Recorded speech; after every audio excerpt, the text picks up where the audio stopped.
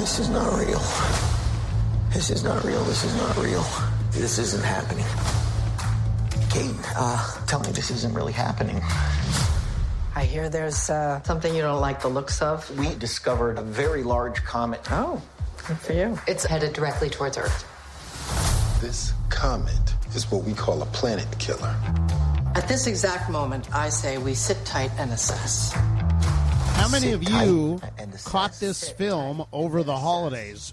Don't Look Up, a blockbuster on Netflix, and of course, a star-studded cast. Did you catch some of those voices you heard in that trailer?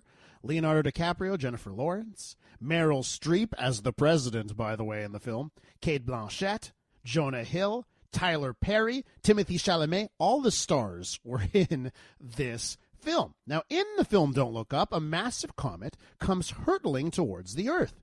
It's called a planet destroyer. The postscript in the film says it was based on real events. But how real is this threat? And could a comet killer really happen? Will it happen? With more on this, we go to Andrew Fazekas, the night sky guy. He's a science columnist with National Geographic, a speaker, and a broadcaster. You see him often on CTV News. Andrew, welcome to the program. Great to be here, Elias. 7.3 on 10 on IMDb. What's your review of Don't Look Up? I really love the movie. I'm a science nerd, obviously, and what really spoke to me is how they really captured some of the realities of the difficulties of in the process of doing science and communicating science with the general public, which I do a lot. And it's I just find it funny that here's Leonardo DiCaprio. Leo's making it cool to say to look up. I've been saying that for decades for people to look up. So I'm pretty jazzed that that's what it's about, looking up and seeing our place in the universe and understanding that.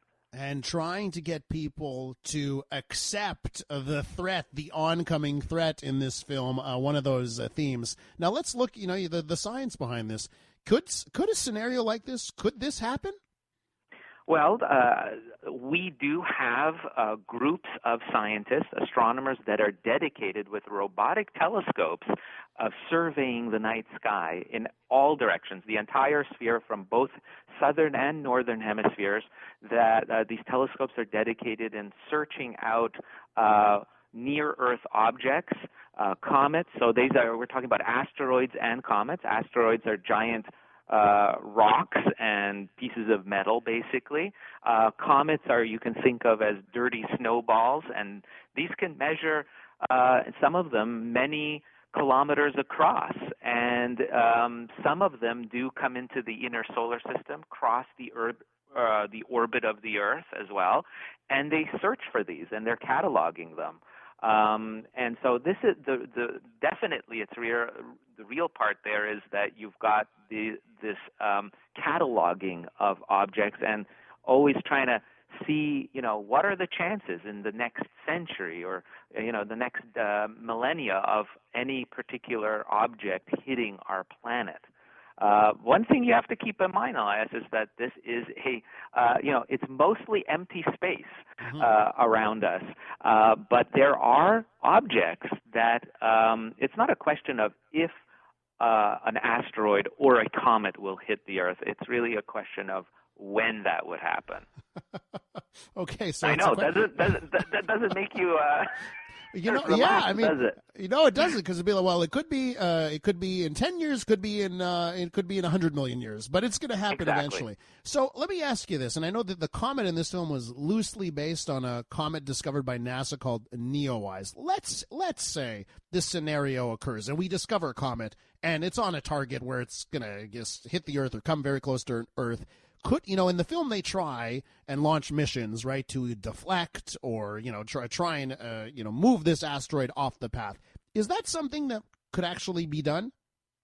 That is actually on the drawing board. Scientists have come up with this very same technique of nudging the asteroid to its side. So in the film itself, what they were really trying to do is break the comet up into smaller pieces, basically landing little probes all over the surface of the comet and then exploding it and creating this large cloud of smaller pieces of the comet, which would rain down on the planet, but that could really cause actually even more damage. The technique that they're thinking of is, yes, using little probes that would attach to the side of the comet, but nudge it off course, basically, so that it would become not a direct hit, but a near miss, right?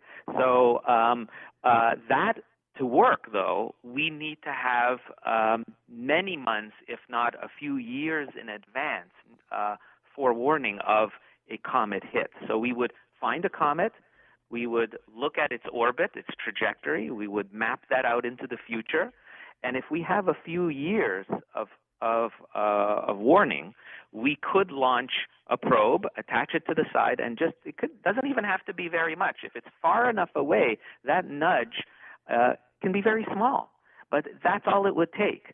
If it's too close, if we only have a few months or weeks, warning, it would be too late. We would not be able to do pretty much anything to alter the course. So it really is up to these real scientist groups that are out there of looking and searching and finding these objects far enough away from Earth so that we can do something about them.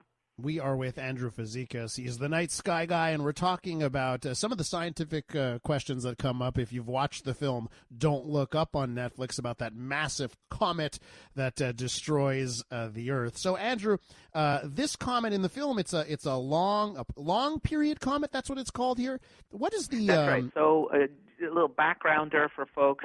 Most comets, the ones that are really beautiful that we see in the skies that make a lot of buzz, they come from literally the edge of the solar system. There's actually a large reservoir of comets that exist, billions of them frozen out beyond the orbit of Pluto. And it's in a place called the Oort cloud, and that's where they live. And by the way, Elias, in the movie, they talk about it, which I really admire that they've gone into the scientific details of even the names of these regions, and where the science is right on that there is this basic bubble-like formation around the solar system where all these billions of comets exist. And every once in a while, they're in their orbit, they get maybe a little a gravitational tug from the sun, and that takes them careening in towards the inner solar system.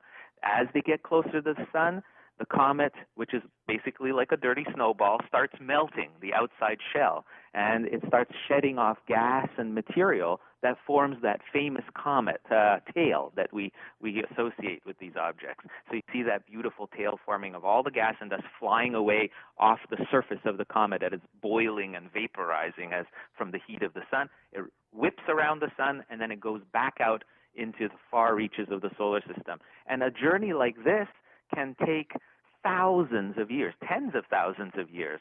Many times we only see a grand comet like this once every decade or so somewhere on Earth, and it's a once-in-a-lifetime opportunity to see something like that. I know discussing a comet that could hit the Earth and destroy the whole planet is maybe not the most uplifting thing.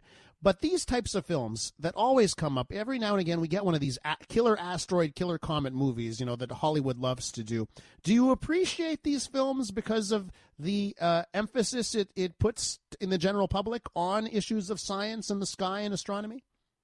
Yeah, I mean, it raises awareness. It makes people think. Folks in the media biz like yourself bring attention to this, and it offers a platform to really bring this discussion to the forefront. The idea of having researchers who are spending their careers looking in the skies and really being there, the frontline sentinels of protecting our planet, is an important story. That's what this brings to the forefront.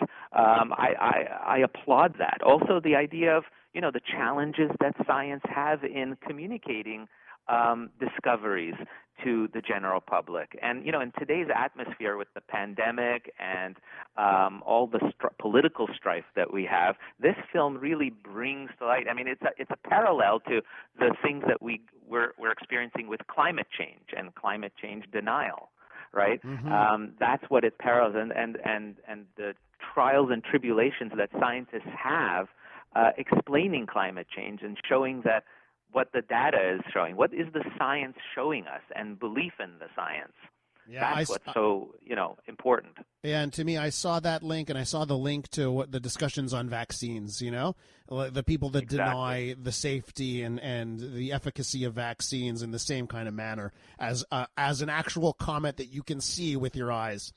Andrew, listen, it's a real great pleasure talking to you. Thank you so much for coming on the show. My pleasure, and I hope everyone do actually spend the time and look up. Absolutely. Look up, the key message here. The night sky guy himself, Andrew Fazekas, on the program with us this morning.